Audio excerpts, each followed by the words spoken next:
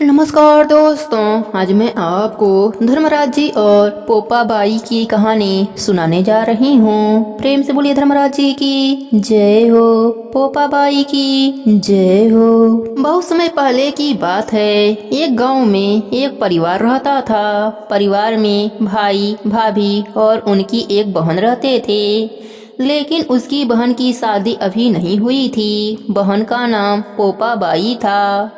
वह विष्णु भगवान की परम भक्त थी। वह हमेशा व्रत नियम बड़े ही श्रद्धा भाव से किया करती थी। एक दिन उसके भाई भाभी ने पोपा बाई से शादी करने को कहा। तब पोपा बाई ने कहा, मुझे शादी नहीं करनी। भाई भाभी ने फिर से कहा, लेकिन बहन ने मना कर दिया।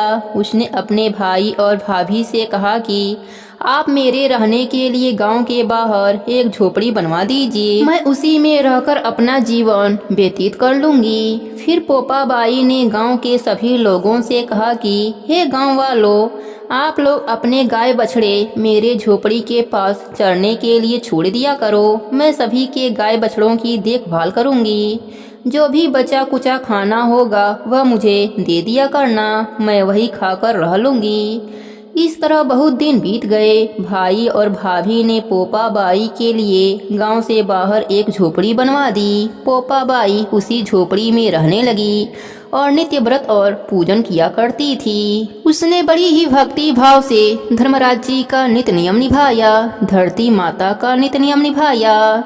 एक दिन उस देश का राजा शिकार खेलने जंगल में जा रहा था। उसकी नज़र गांव के बाहर बने पोपा बाई के झोपड़ी पर पड़ी।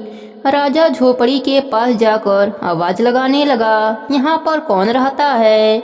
जब कोई भी उत्तर नहीं मिला तो झोपड़ी के दरवाजे को खटखटाने लगा। खटखटाने की आवाज सुनकर पोपा बाई ने अंदर से ही पूछा, कौन है? बार बार दरवाजा क्यों खटखटा रहे हो? क्या काम है? तब राजा ने कहा, मैं इस देश का राजा हूँ और तुम कौन हो? अपने बारे में मुझे बताओ। तब पोपा बाई बाहर निकल कर आई और उसने अपना परिचय राजा को दिया। राजा पोपा बाई को देखकर पोपा बाई पर मोहित हो गया और उसने पोपा बाई से कहा, मैं तुम्हारे साथ विवाह करना चाहता हूँ। लेकिन पोपा बाई ने विवाह करने से मना कर दिया।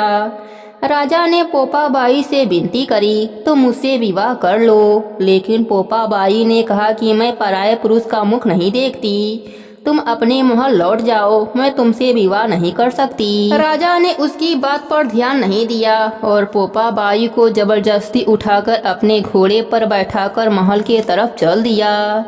पोपा बाई ने राजा को श्राप दिया कि हे राजा, तेरा राजपाट सब नष्ट हो जाए। महल में पहुंचकर राजा ने अपने रानियों को सारी बात बताई। सारी बात सुनकर रानियों ने राजा से कहा कि आप पोपा बाई को सही सलामत झोपड़े पर छोड़ आओ। रानियों के कहे अनुसार राजा पोपा बाई को उसके झोपड़े पर छोड़ने जा रहा था। रास्ते में पाप की नदी मिली, उसमें राजा पोपा बाई के साथ डूब गया। पोपा बाई मृत्यु के बाद जब धर्मराज जी के दरबार में पहुंची, वहां धर्मराज जी ने उसे स्वर्गलोक का पूरा राज दरबार दे दिया। इधर किसी गांव में एक सेठ सेठानी की मृत्यु हो गई। वह दोनों भी मृत्यु लोक से स्वर्गलोक को आए, लेकिन स्वर्गलोक का दरवाजा बंद पड़ा था। उन्होंने धर्मराज जी से स्वर्गलोक का दरवाजा खोलने के लिए विनती करी। तब धर्मराज जी ने कहा, इस पर पोपा बाई का राज है। तब सेठ सेठानी ने कहा, हम पोपा बाई को नहीं जानते, कौन है पोपा बाई? तब धर्मराज जी ने कहा, मैं तुम दोनों को 7 दिनों के लिए मृत्यु लोक में भेजता हूँ। वहाँ जाकर 4 सूखा नारियल को बीच में से काटकर 8 टुकड़े बना लेना। उसमें राई भरकर कपड़ा से ढककर इस प्रकार कहना, राज है पोपा बाई का, लेखा लेखी राई दामोदर का। प्रेम से बोलो पोपा बाई की जय। फिर पोपा बाई के नाम से दान दक्षिणा देना। इस प्रकार धर्मराज जी के कहे अनुसार सेठ और सेठानी ने ऐसा ही किया। 7 दिन के बाद सेठ सेठानी को भी स्वर्गलोक की प्राप्ति हुई। पोपा बाई और धर्मराज जी की इस कथा को जो भी सुनता है उसके लिए स्वर्गलोक का दरवाजा खुल जाता है। प्रेम से बोलिए धर्मराज जी की जय हो, पोपा बाई की जय हो।